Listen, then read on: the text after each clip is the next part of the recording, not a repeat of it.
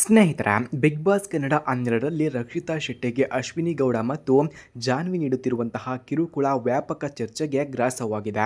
Season 10ರ Vinay Gowda ಘಟನೆ ಮರುಕಳಿಸುವ ಸಾಧ್ಯತೆ ಇದ್ದು, ಸುದೀಪ್ ರವರು ಅಶ್ವಿನಿ ಜಾನ್ವಿಗೆ ತಕ್ಕ ಪಾಠ ಕಲಿಸಬೇಕು ಎಂದು ವೀಕ್ಷಕರು ಒತ್ತಾಯಿಸುತ್ತಾ ಇದ್ದಾರೆ.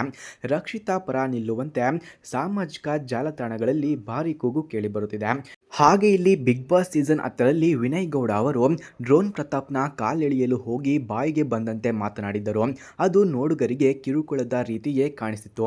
ಈ ವೇಳೆ ಸುದೀಪ್ ಅವರು ಸಖತ್ತಾಗಿ ಕ್ಲಾಸನ್ನು ತೆಗೆದುಕೊಂಡಿದ್ದರು. ಅವರ ಮಾತಿಗೆ ವಿನಯ್ ಗೌಡ ಅವರೇ ಗಪ್ ಚುಪ್ ಆಗಿದ್ದರು. ಈಗ ಈ ಘಟನೆ ಮತ್ತೆ ಮರುಕಳಿಸುತ್ತಾ ಎನ್ನುವ ಪ್ರಶ್ನೆ ಮೂಡಿದೆ. ಬಿಗ್ ಬಾಸ್ ಕನ್ನಡ ಸೀಸನ್ 12ರಲ್ಲಿ ಅಶ್ವಿನಿ ಗೌಡ ಹಾಗೂ ಜಾನ್ವಿಗೆ ಸುದೀಪ್ ಕ್ಲಾಸ್ ತೆಗೆದುಕೊಳ್ಳಬೇಕು ಎಂಬುದು ಅನೇಕರ ಒತ್ತಾಸೆ ಕೂಡ ಆಗಿದೆ. ಕರಾವಳಿ ಮೂಲದ ರಕ್ಷಿತಾ ಶೆಟ್ಟಿ ದೊಡ್ಡಮನೆಗೆ ಎಂಟ್ರಿಯನ್ನ ಕೊಟ್ಟಿದ್ದಾರೆ. ಅವರು ಕಷ್ಟಪಟ್ಟು ಕನ್ನಡವನ್ನ ಮಾತನಾಡುವ ಪ್ರಯತ್ನವನ್ನ ಕೂಡ ಮಾಡುತ್ತಾರೆ. ಅವರ ಮಾತಿಗೆ ದೊಡ್ಡ ಬಳಗವೇ ಸೃಷ್ಟಿಯಾಗಿದೆ. ಈಗ ರಕ್ಷಿತಾ ಶೆಟ್ಟಿ ಅವರಿಗೆ ಅಶ್ವಿನಿ ಹಾಗೂ ಜಾನ್ವಿ ಅವರು ಕಿರುಕುಳವನ್ನು ನೀಡುವ ಪ್ರಯತ್ನವನ್ನ ಮಾಡಿದ್ದಾರೆ. ಇದಕ್ಕೆ ರಕ್ಷಿತಾ ಖಡಕ್ ಆಗಿ ತಿರುಗೇಟನ್ನ ಕೂಡ ಕೊಟ್ಟಿದ್ದಾರೆ.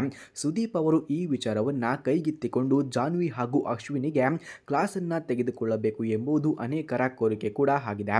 ಹಾಗೆ ಅಶ್ವಿನಿ ಹಾಗೂ ಜಾನ್ವಿ ಅವರು ಬಿಗ್ ಬಾಸ್ ಮನೆಯಲ್ಲಿ ಗೆಜ್ಜೆ ಶಬ್ದವನ್ನ ಮಾಡಿ ಅದನ್ನ ರಕ್ಷಿತಾ ಮೇಲೆ ಹಾಕಿದರು. ರಕ್ಷಿತಾ ನಾಗವಲ್ಲಿ ರೀತಿ ಹಾಡ್ತಾರೆ ಎಂದೆಲ್ಲ ಆರೋಪವನ್ನ ಕೂಡ ಮಾಡಿದ್ದಾರೆ.